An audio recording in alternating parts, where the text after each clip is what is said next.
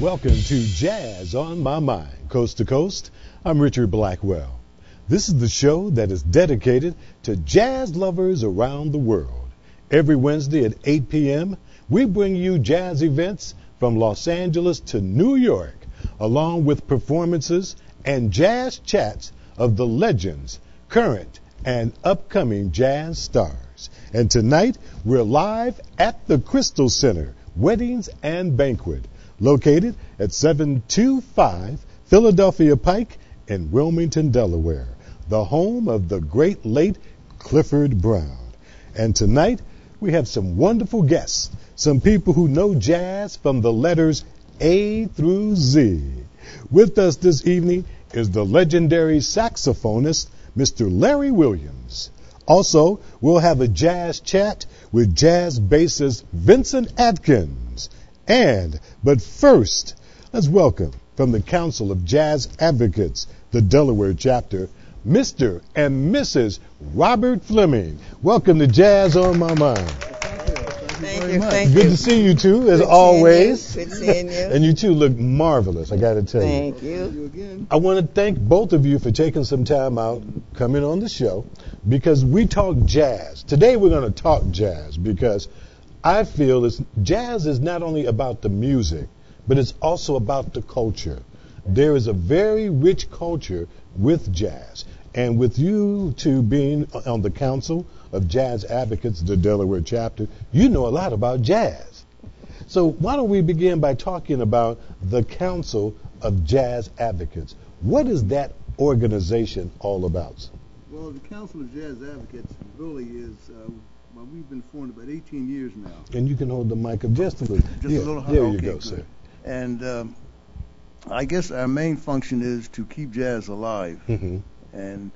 And primarily and secondarily is to teach people about jazz, about the origin and the history of jazz. Mm-hmm. A lot of people really don't understand that jazz is America's classical music. That's right. Yeah. And it's their only music. Yeah. And there's a background, there's a history, there's an origin of where and how it came about. Mm-hmm. So that's very, very important. Yes, it is. And I guess our group also gives scholarships to deserving youngsters, Mm-hmm. who are going to pursue music. Mm-hmm. And I think we've given about 15 scholarships so far. $500. $500 a piece, yeah. So when did the council first begin, Mrs. Fleming? 1993. And you can hold the mic up. 1993. 1993? Yes, we met at, he's gone now, Tommy Ryan's house. Mm-hmm. And from there we started with having Jazz shows. Mm-hmm. And that was help us give money for the scholarships. Wow. Mm-hmm. So what was the whole idea when the council was first established? What did you have as your focus or your mission when you first began?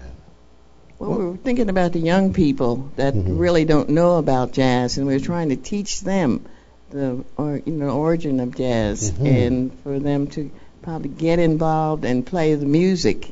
Mm-hmm. And of course, they had Boise Lowry. He taught a lot of the students Mm-hmm. before he passed on, Mm-hmm. and then we just, as a group. Mm-hmm. And we said we would like for the young people to know about jazz. Right. It's our first, it's history, So Of course, yeah. our history anyway. Exactly. Mm-hmm. When I first met you two, Mr. and Mrs. Fleming, it was at your home. That's correct, Right. yeah. Because about 2 years ago. About 2 years ago, Mhm. when we first came here from Los Angeles Right. in 2009, at that time, we met at your home. That's right. And every year, you have a fantastic jazz picnic in your backyard. That's Yes, we correct. And ladies certainly and do. gentlemen, they just don't have a little bitty backyard. Their backyard is huge. It is so big that I'm telling you, people come from all around, and you have some of the greatest jazz performers That's true. perform in your backyard. That's right. Yes, we do. That's got to be an honor. And Well, I would it like to is. say my cousin Gerald Price started this back in, 1988. Man. He started it, and we were under a tree a little sapling, and now the tree's real like 40 foot tall. But that's rain or shine, you know. Yeah, that's true. And the jazz lovers come. You know, they don't care if it's raining or whatever it's doing. They're coming. Yeah. Yes, we had a young man come all the way from New York. Uh-huh. Yeah, to just come to the show. Just to check it out. Play. Mm-hmm. No, to play. To play. To play. Wow. Yes, yes. Who was that? Do you remember his name? I don't recall his name now, but he made the trip. He made the trip. Somebody told him about it, yeah. and he came. Mm-hmm. And if I can, when you said rain or shine, because this past year, last year, it rained. It did rain. Oh, terrible. And you had the tents up. Tents up and Right. And there's everything. food galore. I'm telling you. So when she says rain or shine, ladies and gentlemen, That's it. she means, Mrs. Fleming means rain or shine. That's right. Go ahead, Mr. Fleming. What were you going to say? Well, that's true. Unless it's a monsoon, we are going to have our show. Yeah. And the really amazing thing that I like also is that, well, we hire a rhythm section. Oh, okay. We have to do that. Okay. And everything else just falls in line. And people just come. I never know who's going to show up. No, Uh-huh. And I see the guys coming in carrying their cases and everything. I say, oh, there's so-and-so, there's so-and-so. You get Tony Williams from Philly and Right. Bootsy Barnes. Right. He's been down, and several other people who Gerald Chavis, Barbara Yates. Right, Right. Yeah. Wayne Morgan. Wayne Morgan's Wayne our Morgan. mainstay. So it's been and good. it organizes it too. That's Yeah. beautiful. And we have vocalists galore for the most part. Uh-huh. The only thing we really don't have too many of in Wilmington, in Delaware, is basses. Really? That there seems to be a dearth of good basses. Yeah. Good basses, and also drummers. Yeah. For some reason, I don't know whether they don't take that up anymore. Mhm. I'm glad to see that the young people are going back to the acoustic bass, Yeah, and the upright bass. upright bass, right? Mhm. And but so many of the younger people were going to the Fender bass Mhm. and the piano. Of course, now you can do a lot of things with that electric piano. Yes, you can. But I still like that old sound of That bass. that We've bass, got right. we've got a great bassist coming up a Mhm. little bit later, Vincent Atkins. Yeah, I was talking to on him. the Yeah, show. right. Now you mentioned that you give scholarships. I know recently the council had a tremendous show in memory of Clifford Brown. Brown. I was at that show, Right. and it was an absolutely amazing show. You went through the life of Clifford Brown yeah. with his music. His music. How was that putting that program together? Well, we hired an outstanding pianist, Don Gladden, Amazing and we gave him the format, Yeah. and he put everything together. And what we wanted to do was we wanted to show all phases of Clifford Brown. Mhm. You know, his playing, his arrangements, his compositions, his ballads, whatever. Mhm. And I think one gentleman from California played I forget something Carnival of Venice, something like that, which was the first piece that Clifford played when he graduated from high school. He played. And they understand that's a very hard piece to play. Yeah. And so then Mr. Glandon brought in everybody. He did a tremendous job. I just can't really praise him enough. And he got all those people together, young people who had probably never even heard of Clifford Brown, but they wanted to do this. Yeah. Yeah. And when this young lady sang, I remember Clifford. Yes, she I remember sang. that. She sang it as though She did. that she knew Clifford. Yeah, You it know, was really amazing. did. It really was. So very that well that was our. We've given some very good shows, but I think that concert was our best. It was, in fact, that was our best. It was commemorating Clifford Brown's That's right. birthday. Yeah, So it was a special event. 80th birthday. 80th birthday, and everything went well, and we started amazingly just about on time. Yeah. And I've always said that there's three things in life that you're going to do. You're going to pay taxes, and you're going to die, and musicians never going to start on time. Well, we saw But they a did. great show this past Sunday, and the musicians started on They time. really did. They started Dennis on Fortune time. and Yes. his new group, Very Manifest good. 3. Very And I got to good. talk about Dennis Fortune, ladies and gentlemen, because Dennis Fortune is from the tri-state area. He now resides right outside of Wilmington, Delaware. In Bear, Delaware. In Bear, Delaware. And he has played with, he's had several groups. One of them that had great prominence was FVC. Yeah, Fortune, Vincent, and Cruz. And what Dennis has done, as you know, because you saw this show on Sunday, Michael Cruz is still playing with him. He's got an outstanding drummer, Butch Reed, who is phenomenal, and he's got Gerald Twig Smith on guitar. I'm trying to get them both down for my picnic too. Yeah, well, we're gonna see what we can do to make that happen together. Right. But that was it. But when you think about the music and where it is today, there are musicians who are definitely trying to keep jazz alive. That's right. When I say jazz, keep it alive, some people may say, well, jazz is not dead. No, it isn't. But we do need people to pass that torch to. That's true. Because when you mention the name Boise Lowry, now, ladies and gentlemen, you may not know who Boise Lowry is unless you're from this area, but Boise Lowry was a premier instructor. He taught some of the greats on how to play their instruments. Yes, he did. Gerald Chavis, Tony Smith, Wilby Fletcher Jr. I mean, the list just goes on. Yeah. And Lynn Winchester, and he taught the great Clifford Brown. That's right. So that gives you an indication as to the standard of music that Mr. Lowry taught. And anyone who studied under his tutelage was very blessed. They were.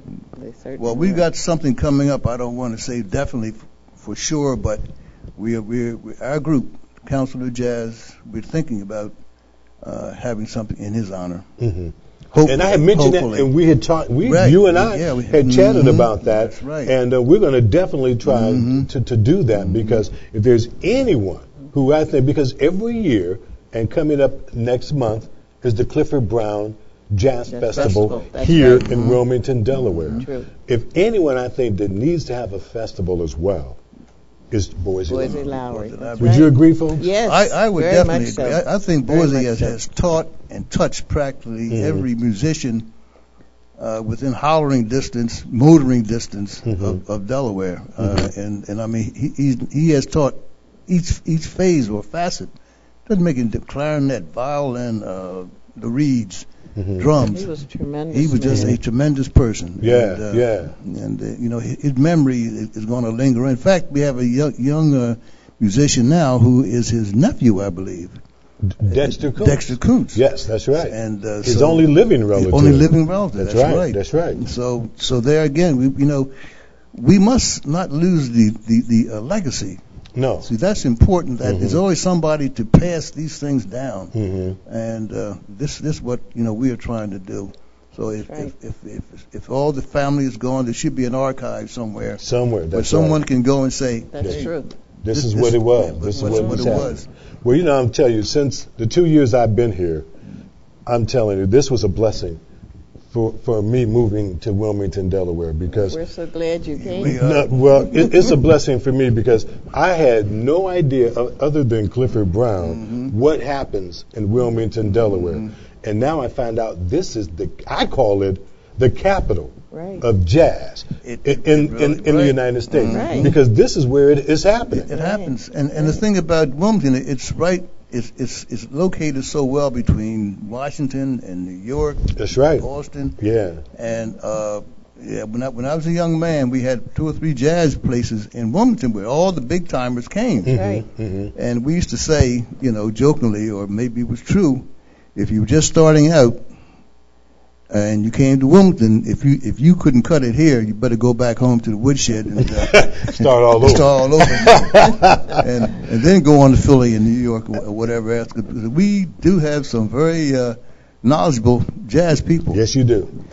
Speaking of jazz too, when you say jazz nowadays, you really don't know what people are referring it to, because there's so many forms of jazz. There is. So what I call jazz, the straight ahead jazz. Straight ahead jazz. The only jazz. Where the cats get together That's right. and they do their improvisations and they just wail. Well, we're going to talk more about it a little bit later on. We've got some great jazz musicians coming on next. And then toward the end of the show, we all are going to get together and have a nice round table discussion. Well, that'll be good. About Very jazz. good. You guys going to stick around and participate? yes, certainly. sure. Yeah. Thank you so much. Enjoy it. Stick Thanks for around, having okay? us. Okay, we will. All right. Ladies and gentlemen, from the Council of Jazz Advocates, the Delaware chapter, Mr. and Mrs. Robert Fleming, right here on Jazz on My Mind. Thank you guys for being a part of the show. Thank you you so for much. inviting us. All right.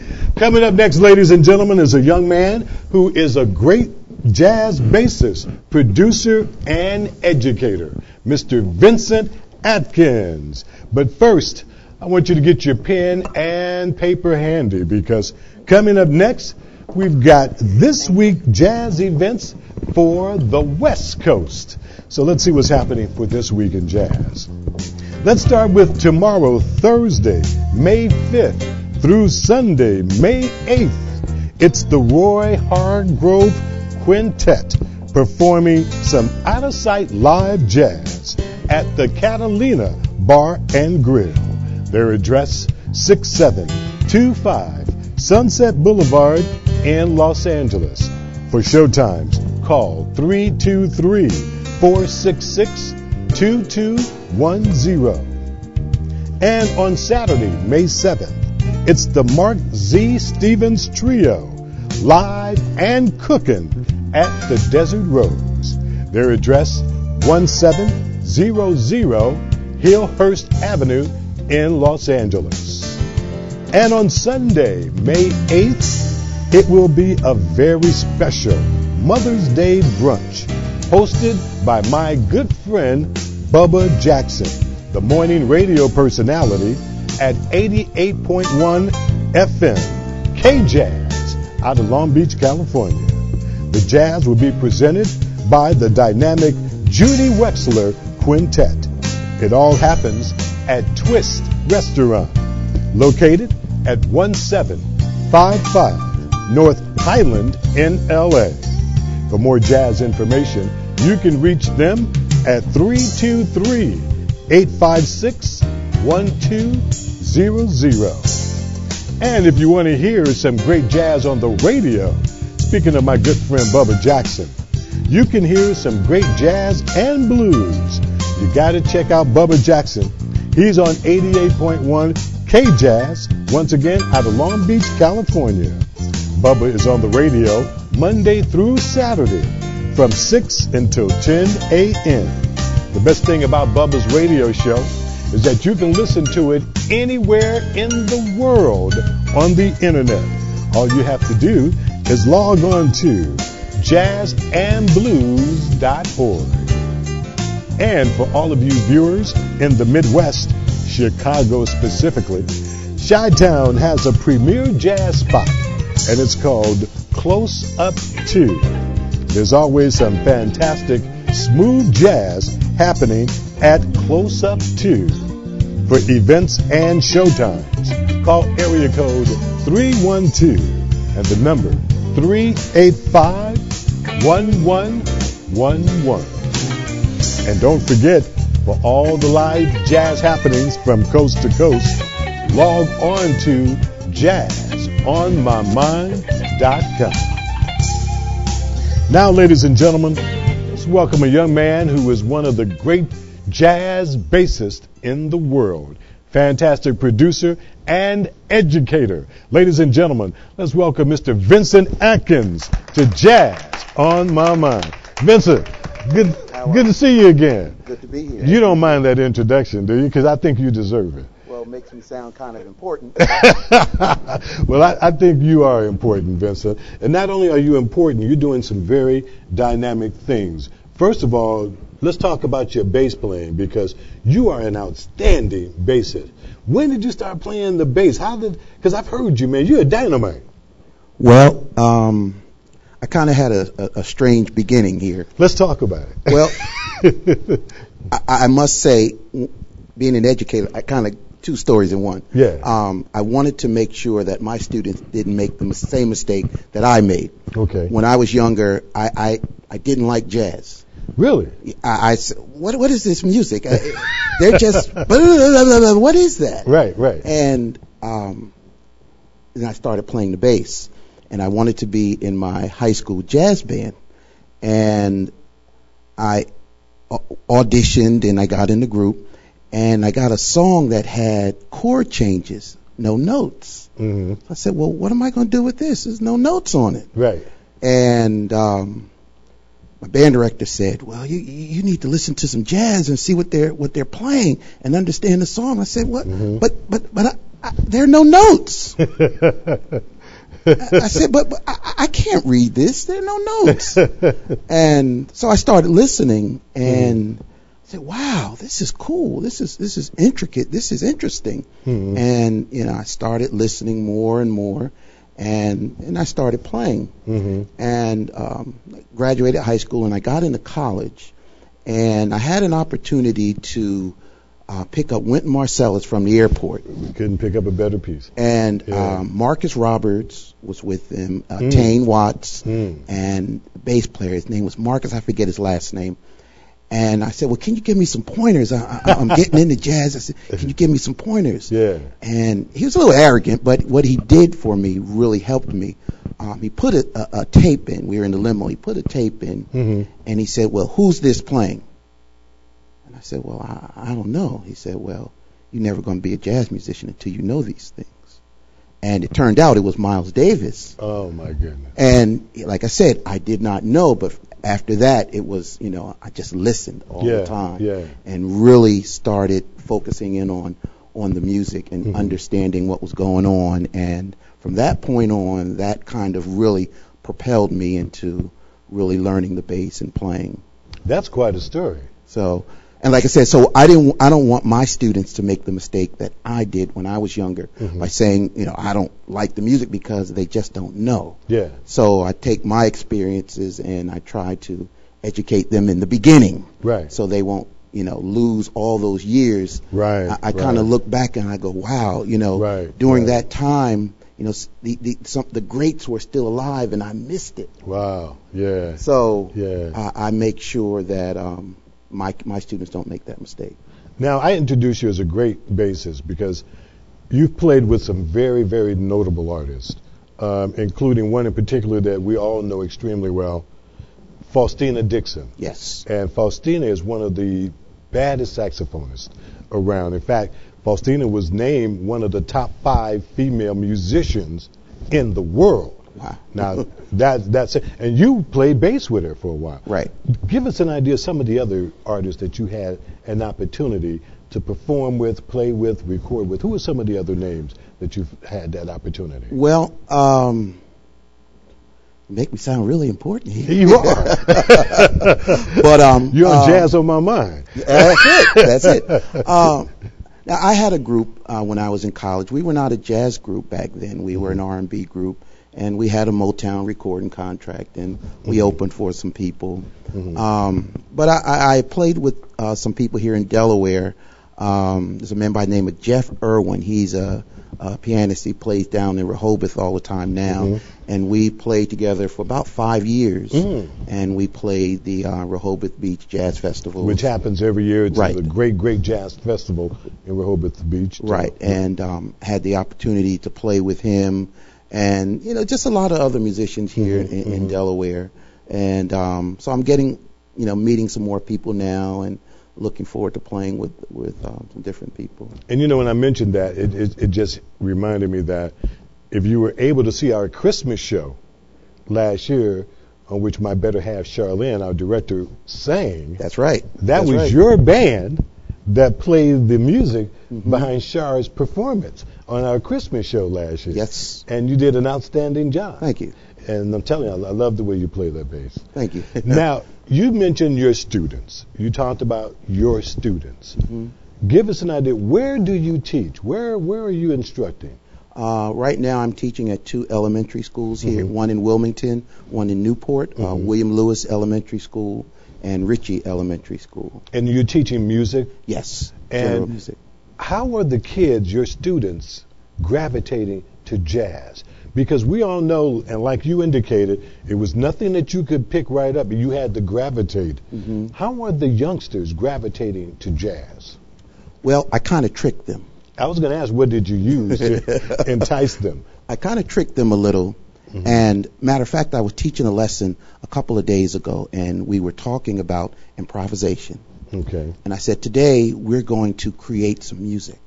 Wow. I said, we're going to be like jazz musicians. And we're going to improvise, and we're going to create some music.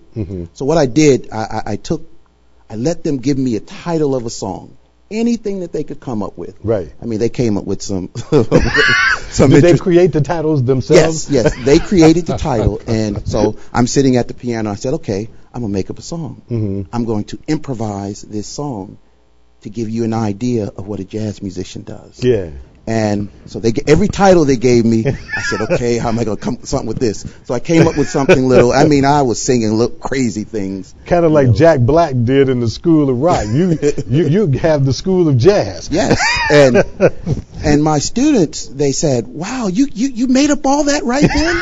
I said, that's because I'm a jazz musician. Right. You know, and improvisation and learning those skills, you can do that too. Wow. I can do that, Mr. Atkins? Yes. I want to join you. I want to be in your class.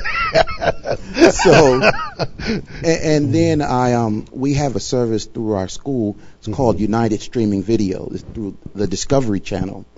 And they have the Ken Burns Jazz Series and some other jazz series on there. And I can go right to it, pull it up, and show them a lot of the musicians on there. And, of course, I go straight to Clifford Brown. And show them, hey, this guy was from Wilmington. He walked the same streets that you all walk now. He was from here. Right. Listen to what he created. And, you know, from doing that, you know, you kind of watch their faces and they're watching like, wow. You know, it brings it a little closer to home when you say, he was from here. Yes. You know, and so that's, you know, one of the ways that I've been, you know, trying to encourage my students and encouraging them to listen to jazz. I mean, it's so easy to go everywhere else. But I, as an educator, I want them to be able to say, even if they, you know, that may not be their first choice, but they'll be able to discuss it, they'll be able to talk about it, they'll be able to tell you about it, and that's one of my goals. Now, as you teach, Vincent, what instrument do you notice that the students gravitate to the most? Is there any one particular instrument that the majority of them say, well, I want drums, what instrument have you noticed that they love to listen to? One thing I found, they will gravitate to anything that they're shown. So if you show them, I bring my bass in and I'll play my bass for them, and they go, wow, I want to play that. And then, you know, we'll have some other students come in, that people that will come in and play other instruments, and they'll say, well, the clarinet's my instrument, or the trumpet. So there's still exposure. The more exposure, I think we can bring back a lot of these instruments, like we were just talking about. You're just talking about not having enough bass players and drummers. Things like that. And it's the exposure. I think if we start exposing them at the younger ages, then as they get older, you know, they won't make my mistakes. And they will, you know, will play these instruments. I think that's phenomenal, the story that you just told about, because the whole thing is keeping jazz alive, letting these youngsters know there's more to music instead of this crazy rap and all this other stuff that's going on. Music of substance, I think, to these kids are very important. And I commend you, on the job that you're doing. All right? Thank you. Now, we're going to invite the Flemings back, Mr. and Mrs. Fleming. We're going to have a roundtable discussion on jazz. Do you mind sticking around and coming back and no problem. We can chat with them as well? I'm hoping to get to that picnic next year. I'm bringing my bass. Well, I'm sure they'll be glad to have you out there as well. And just to throw in a little plug here, my kids said, talk about me. So I go ahead. Say something real you quick have some wonderful kids. About my kids. I love your kids. You can talk about your kids real all day. Quick. My son is a trumpet player and 8th grade, and you know, he loves Clifford Brown. We listen to a lot of the things, so we're practicing, you know, going to start Joy Spring, some of these other things, and So he's coming, and he sat in on a gig with me a couple weeks ago. Get out of here. And so he got a chance to play. And actually, my youngest son plays the drum set and percussion. So he played a song or two. So it was cool. Yeah. So, and my daughter is bass player. She plays the upright bass. Upright. Yeah. And she doesn't like the electric bass. She wants likes the old-fashioned acoustic upright. Yes. And That's so amazing. We got to get your kids on the show. I'm working. We're coming. Yeah, We're coming. just a matter of time. Well, stick around, Vincent, and we're going to right. have you come on with the Flemings, and we're going to talk some more jazz along with Larry Williams, who's coming. Sounds good. All right? All Ladies right. and gentlemen, an exceptional producer and educator and jazz bassist. Ladies and gentlemen, Mr. Vincent Atkins. Thank you, Vincent. All right, stay tuned, ladies and gentlemen. Pretty soon, coming up next, we're going to meet a man who is a legend in the world of jazz. Saxophone great, Mr. Larry Williams. But before we meet Larry, I want you to keep that pen and paper right by your side, because right now it's time for This Week in Jazz, our events for the East Coast. Now let's start with tomorrow, May 5th, Thursday. The Jazz Party is live and cooking at the Basil Bar and Grill. The Basil's located at 422 Delaware Avenue in Wilmington, Delaware. This week, the hot jazz group Anaya will be featured. Now, the jazz begins at 8 p.m. and once again is at the Basil. And their address, one more time, is 422 Delaware Avenue in Wilmington, Delaware. And, of course, the night is hosted by yours truly. So if you're in the tri-state area tomorrow, make sure you stop by the Basil Bar and Grill. And each and every Friday and Saturday night is jazz at its finest at the Nomad Jazz Bar, located at 905 North Orange in Wilmington, Delaware. Now, it's always some hot jazz happening. And to find out who's going to be there this weekend, all you have to do is call the Nomad.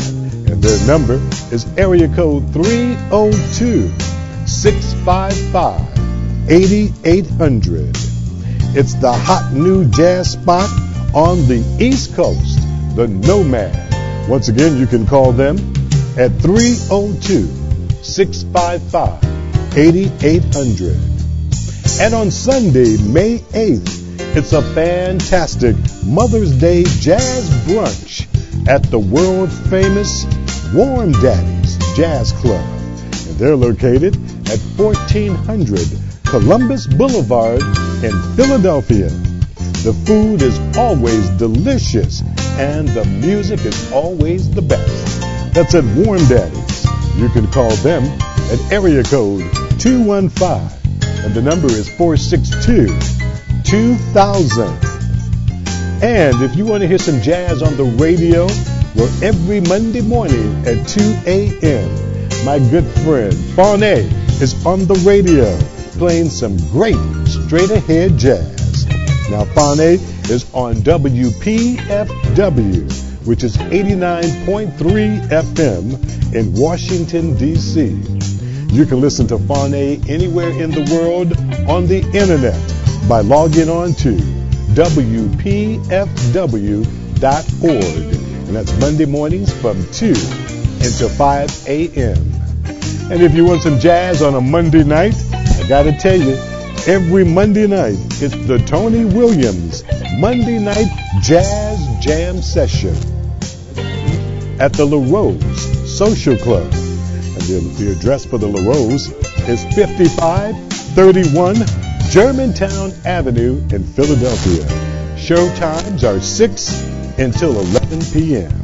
And don't forget, ladies and gentlemen, for all the great jazz happenings from coast to coast, just log on to jazzonmymind.com. Now, ladies and gentlemen, here he is. Let's welcome the great jazz saxophonist, Mr. Larry Williams, to Jazz on My Mind. Larry, thank you and welcome to the show. Thank you. Thank you. You know, Larry, I hope you don't get embarrassed when I call you the great jazz saxophonist, because you are. I'm going to just put it out there like that, because I haven't known you but about maybe a year or so, but we have had some great exchanges. I've heard your music. I've seen you perform. You are an exceptional jazz saxophonist. What does it feel like being able to play that saxophone and to play the music that you love, jazz? Well, it's a blessing to be able to do it, for one thing. It's just something I've been working at for a long period of time. Yeah, yeah. Now, we were on the radio together. We were guests of Mr. Steve Leach on WVUD out of Delaware, and he interviewed us. He interviewed you, and he played some of your music. And I was really blown back. You can really blow that horn. Thank you. When did this start? What age did you start playing, Larry? Well, let's see. Well, clarinet. I started on clarinet when I was 9. Okay. You know, I picked up a saxophone for the first time when I was 14. Yeah, okay. And fell in love with it. But really, the thing of it is that music is just something that's been with me all my life. Because I grew up around, well, not to sound like a dinosaur or anything, but I grew up around records. And when I'm talking about the old ones, the old 78 RPM records, everybody in the family had them. So I heard music all the time. So I just naturally fell into it. Yeah.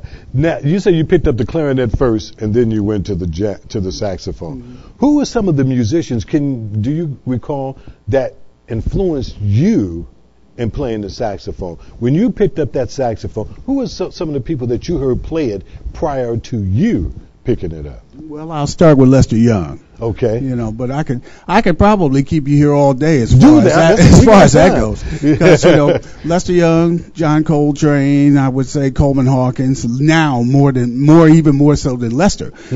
Dexter Gordon, Wardell Gray, Hank Mobley, you know, Sonny Rollins, all of those guys. Plus a whole lot of R&B people too. Yeah, because I remember when we were chatting on Steve Leach's radio show, Bop Time, you talked about how you were hanging out with some of the R&B cats before you got into really doing that straight ahead jazz. Well, yeah, that's true. Well, I played in R&B bands for quite a long period of time, but at the same time, I was studying jazz, and I used to even use jazz licks in my arrangements for the bands that I played with. Now, what are you doing currently? Tell the audience what Larry Williams is up to today. Well, just trying to put a 6-piece band together. Really, it's been a struggle because of the fact that, like Mr. Fleming would say, there's a real dearth of bass players and drummers. But we do have a core. We have a core group of consisting of Vernon James on reeds. Great reed man. Fareed Majid on trumpet. Yeah. Bernard Samuel on piano, and myself. Yeah. Now, you guys have been performing together for a while. You've been doing your thing. You've got some very, very excellent jazz musicians in your quintet. Oh, yeah, those guys are wonderful guys to be with. And I know they got to love the fact that they're playing with Larry Williams. Well, I hope so. Now, let's talk about your music. When did you start recording? Because I've heard your recordings. When did you start recording? Oh, well, it's really just been an off and on thing. The recordings that you heard were things that we did back in the 90s. You know, the Boise Lowry big band recording, we did that in 94. And the original thing, well, that was I was part of Tony Smith's group at that time, and he just asked me to submit an original, and I did.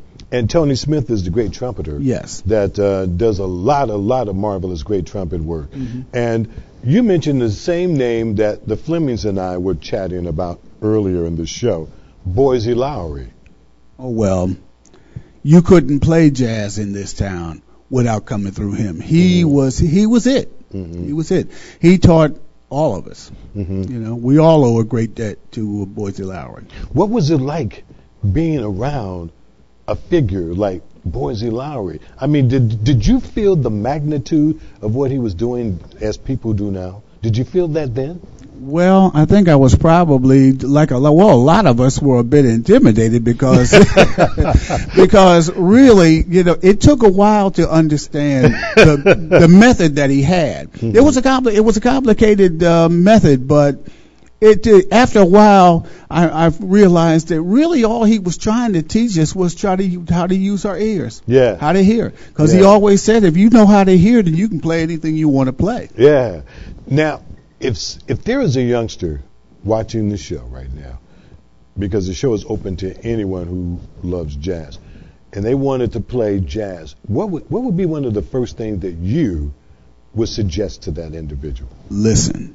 That's the first thing, is listen, because really a lot of what I got out of jazz was because I love to listen to records. Did then and still do now. I have a big record collection at home. Now let's talk about your music once again.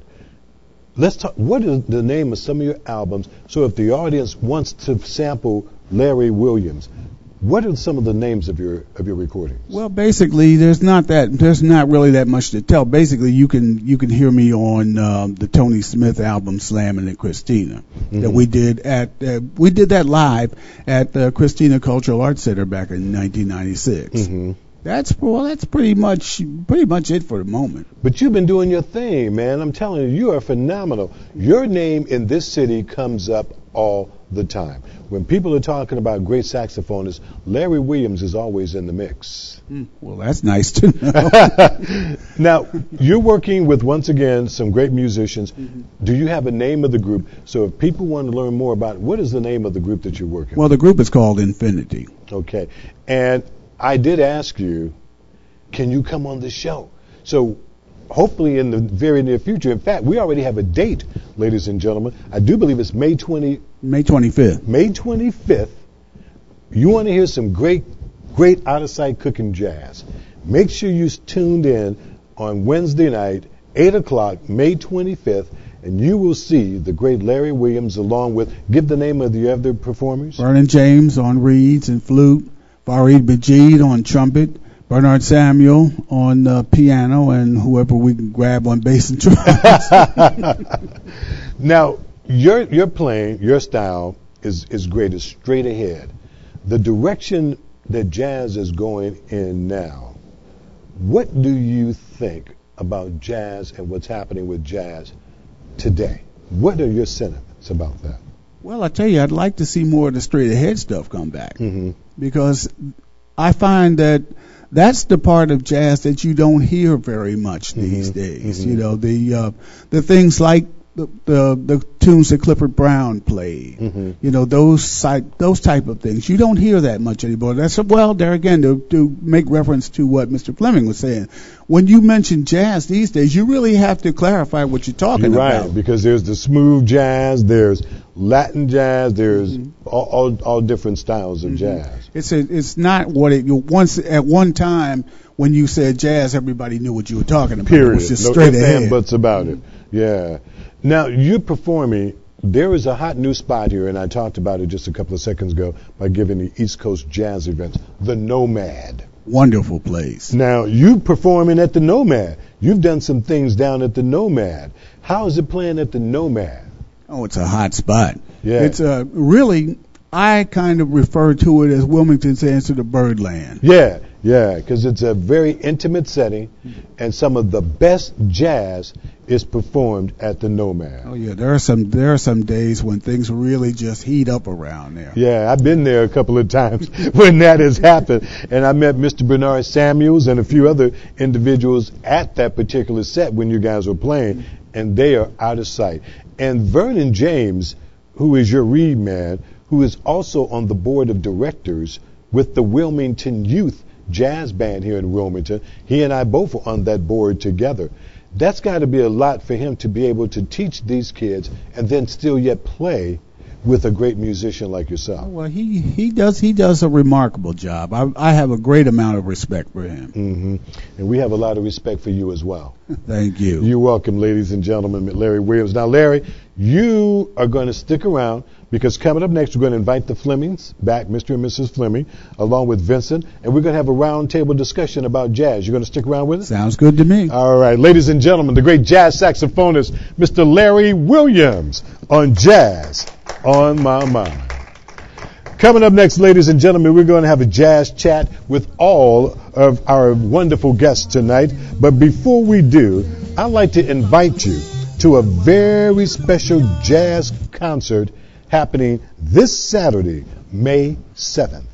It is the talented young saxophonist Javon Jackson, and he's going to be appearing at the Baby Grand this Saturday night. Now, Javon is a very gifted, and he is definitely a star on the rise. Now, showtime is 8 p.m. Now, the Baby Grand is located at 818 North Market Street in Wilmington, Delaware. You want to see Javon, and believe me, you don't want to miss this show. For tickets, you can call area code 302 and the number 652-5577. That's the fantastic Javon Jackson, and it's going to be happening this Saturday at the Baby Grand. And the address again is 818 North Market in Wilmington, Delaware. And I'm telling you, I've heard a lot about Javon. He's an excellent, excellent saxophonist, plays some great, great music, and you don't want to miss the show. It's happening this Saturday, May 7th, at the Baby Grand. So if you are in the tri-state area this weekend, we invite each and every one of you to see a phenom on the rise, Mr. Javon Jackson, this Saturday at the Baby Grand.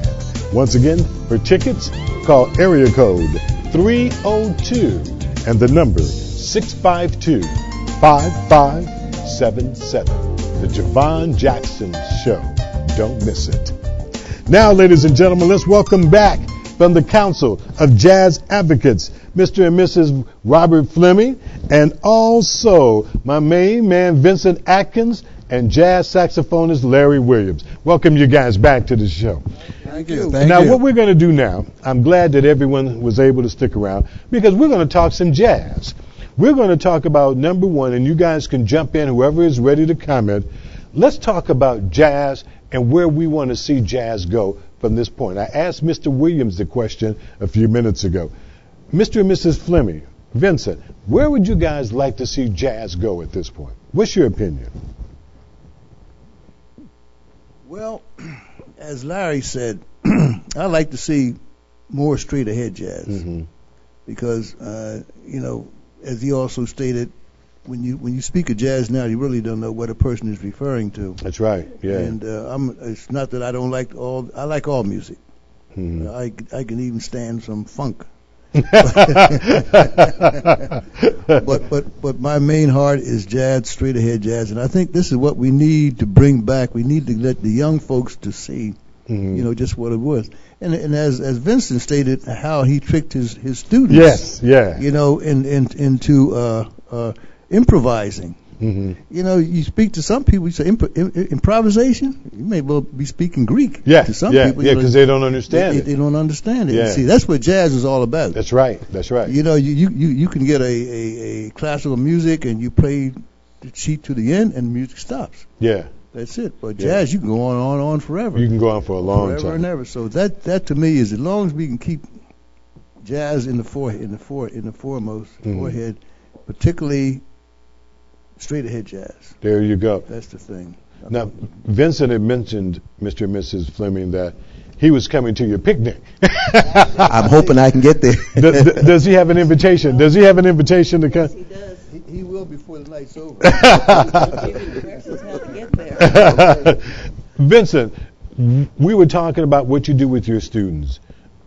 Do your students, obviously they've gravitated to the music, and you told us how you tricked them into doing that. In playing the music, how are they comfortable with playing jazz? How do they feel when they're playing that jazz music? Well, I'm not the instrumental teacher at my school, so I do the general music. So it's my responsibility to kind of teach them everything. And the exposure, just getting them to understand that there's other types of music out there. Right. And then they find out that, hey, this stuff isn't so bad. Yeah. They say, oh, that's old people music. Well, I said, no, that's not. Am I old? They say, yes.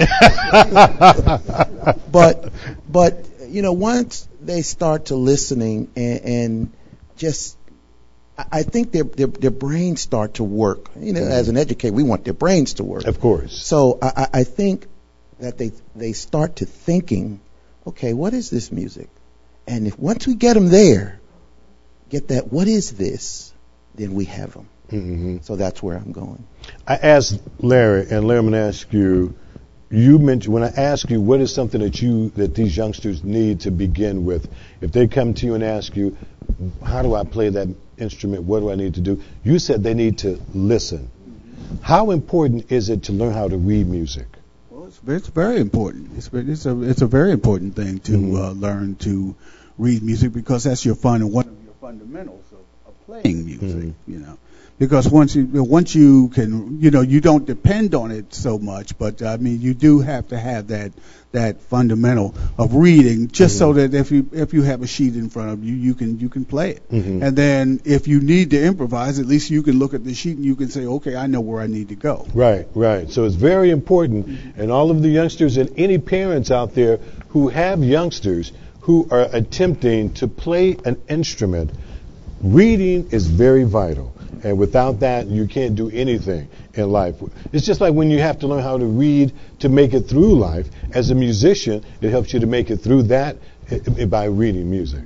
Vincent? Can I add a little on that? I meet a lot of younger guys that, I play in my church. So a lot of musicians that can play, they have the dynamite ears, and they can't read. Mm-hmm. And it's amazing that they could listen and play anything. Mm-hmm. But if I put something really simple like Mary Had a Little Lamb in front of them, they couldn't read it. Mm-hmm. But, if I played it once, they could hear it. Mm-hmm. And I try to tell them that it would open your world up as a musician so much more. And you have one thing going. If you could open up that other part, they would just, a lot of these, the musicians that we all listen to, there are a lot of kids like that have that talent, but they're not going in the direction that they need to cultivate it. So you're talking about reading, that's part of that. Yeah, definitely. Yeah, just to elaborate on that, there was a time in early jazz when most musicians played by ear. Yeah. In fact, some of the greatest musicians that you've had, I'll tell you, Errol Garner is a great example. Errol Garner couldn't read any music at all, but he could play anything. He could play anything after he heard it once, and he wrote music besides. Wow, that's beautiful. Mrs. Fleming, let me ask you a question. If someone could hand her a mic, Mrs. Fleming, what does jazz mean to you? When someone says jazz, that word, when you hear it, where did your brain go? Well, it goes back, I'll say, when I was a child, I listened to jazz because that's all they played. We had a Victrola, the kind of wind-up. Yeah, we had one in my house. And, of course, Bessie Smith, we listened to her. And, of course, that was the old-time jazz, and then as we progressed, we started listening to people like Duke Ellington, which was one of my favorites. And let me see, who else? And, of course, Count Basie, he's out of sight, as far as I'm concerned. Yeah. And like you said, Errol Garner, which could not read music, but play anything he wanted to play. Yeah. And I just, and I try to instill that in our children. And they like jazz. Yeah. Teenagers don't like jazz. Some of them don't. Yeah, but ours did because they that's all they heard at our house was jazz. Yeah. I mean, they played their own little music too, but we played jazz. So, Mr. Fleming, let me ask you that same question. When I say the word jazz, what's one of the first things that come into your mind? Well, I guess one of the first things that comes into my mind is the evolution of music, of jazz, down through the years. You can go back to, immediately after slavery when when the slaves picked up a horn, they didn't know music, but they know what they felt. Right. And that's what they played, and it was just a matter of, also I guess it was a form of communication also. And then I think later on when they progressed and went to New Orleans and learned from the people there who knew how to read music, and then they could even more so express what they felt. And then we go down the line. We get the Dixieland, and we get the swing era, and then we have the modern jazz, the bebop, so forth and so on. Then you go into what I don't know what they call it now, but music evolves. Yes. It doesn't remain stagnant, but you got to keep that basic theme there to me, and that basic theme to me is straight ahead. That's right. Straight ahead. And I'm amazed at people who have that great ear for music, but they can't read, but yet they understand the changes. Yeah. It's a feeling. So it's a feeling, They're right? feeling right. it. Yeah. And I guess as both Larry and Vincent have said, you got to think, you got to listen, you got to hear. And I think the more these young people discover all the changes, the chord changes and the structures in jazz, if they really are enthused about music, then they're going to be hungry for it. Yeah. And so I think there again, that's going to keep jazz alive when the young folks become interested. And as I said earlier, I'm glad to see that when they pick up an instrument like the bass, it's the acoustic bass, the stand-up bass, it's acoustic piano, and things of that sort, because you can get more feeling. You probably can get more out of some of the electrical stuff. But to me, I don't play anything. I wouldn't know a sharp from a flat. But I enjoy music. I enjoy listening to musicians talk. I've learned a lot just sitting with Larry. As you know, he and I are on the radio. That's right. You're on once a month with Steve Leach on Bebop. Right. And I just sit there in amazement because he not only can tell you about everybody, he can tell you the records, the label that they appeared on, and everything else. So that comes from what he said when he started out. That's what he listened to. The old 78s. Yeah. And as we talk about jazz, we have to think about the music, and a lot of our jazz musicians from the past are icons and historians in the United States history. When you look at Louis Armstrong, who's been revered as one of the great historians in the United States, Lena Horne, Betty Carter, I'm sorry. The list just goes on, as a lot of these great musicians have their place in our national history. That's got to be a great honor for jazz. Can I just say one quick thing? When we think about the evolution of music and how it's evolving, and when you think about Dizzy Gillespie and those guys, they didn't just play it for any reason. They could sit and tell you why they played the notes. They get on a board and draw this and diagram it out and put everything and tell you, this is why I did that note, this is why I did that note. So that gives you a sense of the intelligence that these guys had. And that's amazing. It's not something that our kids don't have now. We just have to kind of show them that they have. What's happening? Well, ladies and gentlemen in the audience, and also my guest as well, once a month, we don't have a band, a jazz group performing on purpose.